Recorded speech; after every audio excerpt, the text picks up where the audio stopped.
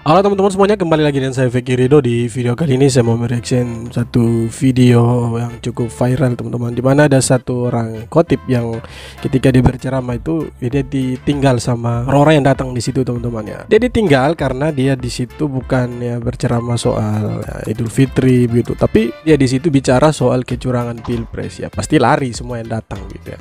Oke, tanpa berlama-lama lagi mari kita simak sama-sama. Tapi sebelum itu jangan lupa untuk like, komen, dan subscribe, dan jangan lupa juga untuk nyalakan lonceng notifikasinya. Selamat menyaksikan.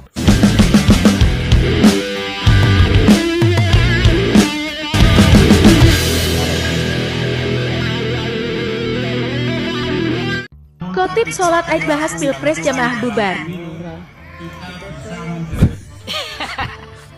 Ini nih, di Jogja itu kemarin ada di sholat Id yang khotibnya itu yang dibicarakan malah kecurangan pilpres. Ini lucu. Sebenarnya khotibnya itu yang diikutin tuh sidang isbat apa sidang MK. Ini masih heran sama mereka itu didoktrin apa gitu ya, juga heran sampai lebaran aja masih terngiang-ngiang tentang pilpres gitu loh.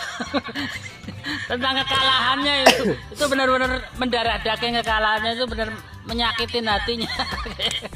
Itu malah ditinggal bubar itu sama jamaahnya, sampai jamaahnya bubar, membubarkan diri, ditinggal. Itu Kasihan kalau ditinggal begitu. itu tentang kecurangan pemilu. Tadi itu gue lihat berita kalau kemarin itu ada kejadian yang kurang pantas karena dilakukan ketika lebaran dan pada saat sholat Id, yaitu apa? Seorang khotib itu berkhutbah tentang pemilu curang. Pak, minimal minal dulu Pak. Kan banyak betul. tema tentang Ramadan gitu, tentang puasa Ramadan itu manfaatnya apa, kan banyak Pak. Kenapa belum move on sih Pak? Pemilu curang, apanya yang curang? Kan gak bisa kasih bukti. Nih kalian pada ngerti kan dampak dari politik identitas tuh kayak apa? Kayak gini. Gue nih kalau ada di situ nih langsung kayak, hah, apaan? Alah, ya udah langsung cabut. Bener, jemaahnya pada bubar kan Pak. Minul Pak, thank you. Ya untung orang-orang di situ pada pulang. Coba dilempar pakai batu ya, itu lebih repot lagi. Jemaah sholat Id membubarkan diri gara-gara khotibnya ceramah politik. Udah bagus cuma sekedar membubarkan diri ya. Gimana kalau sampai itu khotib dilemparin sendal sama jemaahnya? Ya betul. Tapi saya respect sama para warga Bantul yang ikut membubarkan diri. Berarti mereka tidak mudah terprovokasi. Berarti akalnya itu lebih sehat daripada khotib tersebut. Ya kan? Karena emang itu udah jalur mereka, itu udah trik-trik mereka. Pertama itu menggunakan tokoh agama, menyebarkan kebencian melalui agama. Tuh, melalui ceramah-ceramah, itu biasa seperti itu. Yang kedua itu menggunakan tokoh politik, menghasut. Yang dibilang pemerintahan ini zolim, Jokowi itu PKI, ya kan? Prabowo itu pelanggar HAM katanya kan. Itu yang sering mereka gaungkan, biar rakyat banyak yang memuji pemerintah, biar negara ini bergejolak. Yang ketiga itu menggunakan media informasi, menyebarkan berita-berita hoax. Di zaman-zaman Soeharto udah hilang orang-orang kayak begini. Bukan hilang ya, lagi. Saya harap sih di pemerintahan Prabowo Hilang dan tidak akan kembali. Tidak tegas ini untuk para pembangkang yang berada di Indonesia. Iya kan? Ya kalau perlu sediain lah satu pulau yang nggak harus ada Alfamart atau Indomaret ya. Biarin aja mereka tidur di kebun, mau makan mau kagak, biarin aja, lepasin aja itu di pulau. Ham, ntar ada yang bilang ham lagi. Tokai sama ham. Kesatuan negara Republik Indonesia itu lebih penting. Ham itu nomor 2. Yang penting jaga persatuan, jangan sampai negara ini terpecah belah, itu. Tokai sama ham. NKRI, harga mati. Sangat lebih memalukan dan memuakkan karena kecurangan dalam. Astagfirullahaladzim, iki Ustadz model lopong Ini masih sempat-sempatnya bicara Masyarakat kecurangan datang lagi. berduyun-duyun berbondong-bondong itu untuk melaksanakan sholat Id ya, bukan untuk diajak mendengarkan dan membahas masalah politik ya.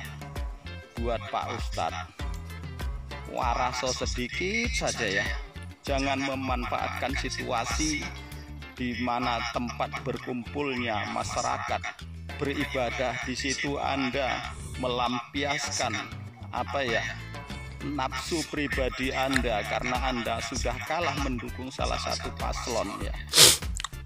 Dengar ya Pak Ustadz, kalahnya paslon yang Bapak dukung itu bukan karena kecurangan ya, karena rakyat Indonesia tahu mereka tidak mau mendukung salah satu pasangan calon itu yang identitasnya itu seorang imigran yang diusir dari negaranya itu karena mempunyai track record yaitu seorang komunis ya, bahkan diharamkan untuk memijakkan kakinya di negaranya. Kenapa? Wih, sadis juga. Harus dipaksa untuk memilih orang yang seperti itu. Bahkan di negara Indonesia ini sudah pernah dikasih kesempatan untuk menjadi pemimpin ya, pernah dikasih kesempatan jadi menteri, pernah dikasih kesempatan jadi gubernur. Tapi akhlaknya tetap tidak berubah. Seorang komunis tidak akan berubah menjadi lebih baik kecuali mereka hanya ingin merusak bangsa dan negara ini. Sadar Pak ya, rakyat Indonesia itu bukan rakyat yang bodoh bisa dibodoh-bodohin seenak perut sendiri. Silahkan Pak, kalau Bapak pengen curhat soal pemilu bukan di tempat yang seperti ini Pak ya. Sadar sedikit ya, Bapak sudah mempermalukan ustadz-ustadz yang lain. Kami rakyat Indonesia tidak bodoh lagi yang bisa diadu domba. Terima kasih, salam akal sehat ya Pak. Nah sebenarnya kalau dorong bilang kecurangan ya, tidak mungkin hanya 02 yang buat kecurangan, pasti ada di 01, ada di 03, dan kalau kita lihat perbandingan suara 01, 02, 03 yang masih mending suara 01 daripada Pak Ganjar waktu itu. Walaupun saya pendukung Ganjar, tapi ya kalau kita lihat suara dari Pak Anies ya 01 itu jauh lebih banyak daripada si Pak Ganjar begitu. Tapi orang-orang yang dukung Ganjar ya tidak sampai seperti ini begitu. Di tempat untuk beribadah sekalipun harus bahas politik, kecurangan segala macam. Orang yang datang di situ kan mau dengar dia khotbah gitu, ceramah. Ya bukan mau dengar politik ya. Kalau mau dengar politik mending nonton TV, nonton YouTube. Ya kira-kira begitu teman-teman. Struktur sistematis dan masif terjadi justru terkait. Besok-besok ya, kalau Anies mencalon mending kita nggak usah lah, mencalonkan pun nggak usah. Serius, di DKI kayak gitu menggunakan isu SARA, di calon presiden kayak gitu juga ya kan. Islam aja bisa terpecah loh, bayangkan loh hebatnya mulut geng-geng makanya Anies jangan mau dipecat toh. Rusak Islam kita, rusak. Bukan negara aja, Islamnya rusak.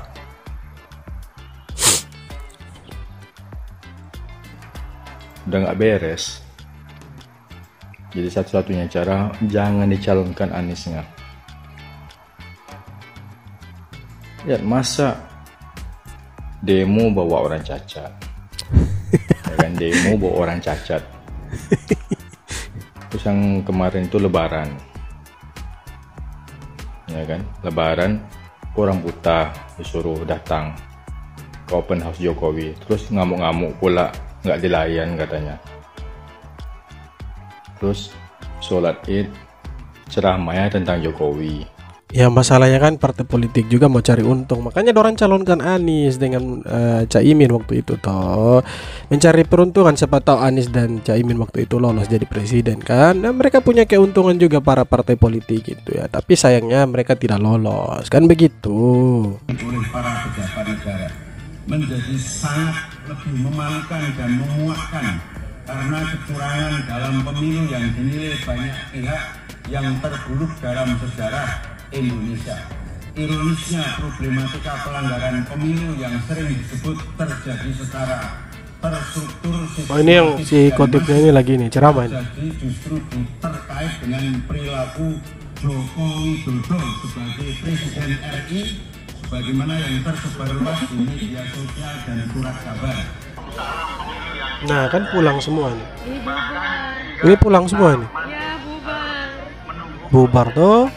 Itu sesungguhnya Udah bicara sendiri sudah. Pada bubar. Ya salah tempat juga sebenarnya, kan di Bantul ini kan tempatnya Pak Prabowo gitu, di situ ya mayoritas pilih Prabowo. Seharusnya dia ceramah jangan di situ, seharusnya dia diceramah di Aceh sana, kan di Aceh Anies menang, seharusnya dia ceramah di sana, tapi dia ini salah tempat di sini. Terkait dengan perilaku Joko Widodo sebagai presiden. Wah, bahaya banget ini. Khutbah Idul Fitri membahas politik, bahkan menyalahkan Presiden Jokowi. Waduh, bahaya ini. Tolong dipantau ini di mana. Katanya ini di daerah Bantul ini. Nggak bener, harusnya itu khutbah itu bahas iman dan takwa gitu, bahas maaf-maafan Idul Fitri gitu loh Pak. Bahas politik itu untuk apa? Politik biarin di MK, jalan di MK Pak. Ini kiainya siapa ini? Tolong diperiksa ini. Iya, tolong periksa dulu. Terlalu fanatik dengan Anies itu. Ironisnya problematika pelanggaran pemilu yang sekarang kalian paham kan kenapa gue gak mau satu kubu sama orang-orang yang sudah mempolitisasi agama. Bisa-bisanya momen Idul Fitri digunakan untuk memecah belah umat. Sama seperti Abah Burkun ketika satu kampung kena bencana malah memecah belah umat. Gue mau cerita sebelum pemilu banyak oknum ustadz-ustadz tolol yang begini juga. Memprovokasi dan juga memecah belah umatnya di mana? Santai Bang, jangan terlalu ganas-ganas begitu. Momen Idul Fitri digunakan untuk memecah belah umat lagi. Mbak gue cerita kayak gini, bisa-bisanya lagi pengajian si ustadz ini malah waladolin amin. Berarti ibu-ibu kita milih apa? Katanya. Astagfirullah. Ini dia bahayanya politik identitas itu. Mana lu yang bilang menolak 2M untuk mendukung Abah Burkun? Ini dampak dari kerjaan Abah lu. Gak ada yang mustahil di dunia ini kecuali satu, Abah Burkun kalian menjadi Presiden Republik Indonesia. Ini nih orang-orang kayak gini, orang-orang ekstremis gini yang menyesatkan, yang selalu membawa-bawa agama untuk tujuan duniawi ini disatukan di satu pulau aja gitu. Sama kalian sama orang Rohingya di sana juga nggak apa-apa. Orang-orang seperti ini nih orang-orang yang berbahaya, orang-orang yang akan merusak agama kita dan juga negara kita. Tapi kenapa kalian gak sadar? Agama kita sudah dirusak sama mereka. Astagfirullahaladzim. Semoga Abah Burkun dan juga pengikut-pengikutnya yang begini disatukan di satu tempat di akhirat nanti. Amin ya robbal alamin.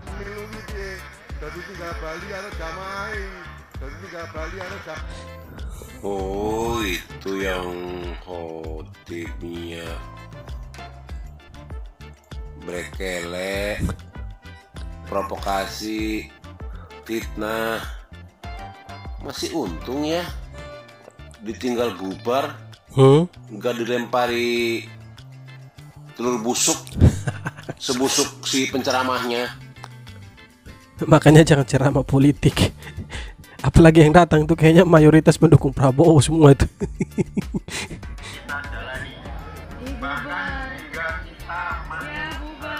Assalamualaikum, izin Mustafa Yai ya. Sampean itu kan sholat Idul Fitri. Itu bukan ceramah urusan pemilu Pak Yai. Kok bodoh sampean Pak Yai? Goblok sampean. Dibayar berapa sampean sama Anies? Sampean tidak malu ditinggal jamaahnya itu. Jamaahnya pergi semua karena itu bukan ceritanya. Dibeda-bedakan lah Pak Yai. Di mana taruh otaknya sampean tuh Pak Yai? Itu orang berjemaah mau sholat Idul Fitri, bukan mau ceramah urusan pemilu. Aduh ya Allah, taruh di mana otaknya sampean Pak Yai? Taruh di dengkul. Goblok bodoh sampean Pak Yai. Salam dulur-dulur kabeh, alit ngalir, info meledak, boom bodoh. Oke teman-teman, jadi itu dia beberapa video komentar dari netizen soal si khotib ini yang dia ceramah bukan soal Idul Fitri itu maaf-maafan, tapi ya dia ceramah soal politik, tentang kecurangan politik, singgung-singgung namanya Pak Jokowi di situ. Ya makanya jemaah yang hadir di situ itu bubar kabur semua begitu, dia bicara sendiri dan lapangan kosong. Sebenarnya juga ya kalau kita fanatik mendukung seseorang ya jangan terlalu lah. Kenapa saya bilang seperti itu? Karena kalau kita terlalu fanatik juga tidak bagus begitu. Nanti kita bisa buat hal-hal yang bodoh begitu. Mereka para elit politik ini mereka punya kepentingan masing-masing, mereka punya kepentingan sendiri. Nah, mereka di atas itu nanti selesai sidang MK ini mereka akan bagi-bagi itu kue kekuasaan. Nah, kita yang di bawah masyarakat ini, kita yang masih adu jotos, yang kita punya prinsip masing-masing yang belum tentu benar juga gitu. Nah kalau kita bilang 02 curang, 01 curang, 03 curang, ya kita punya bukti apa? Yang bisa membuktikan itu kan nanti di sidang MK. Di hakim-hakim yang akan memutuskan 02 benar-benar curang atau tidak, 01 ini ada buat kecurangan atau tidak, 03 ada buat kecurangan atau tidak. Itu kan masih dalam sidang MK, belum ada putusan bahwa 02 ini curang segala macam. Nah, kalau kita fanatik seperti ini mendukung pasangan calon yang sudah kalah, nah inilah jadinya begitu.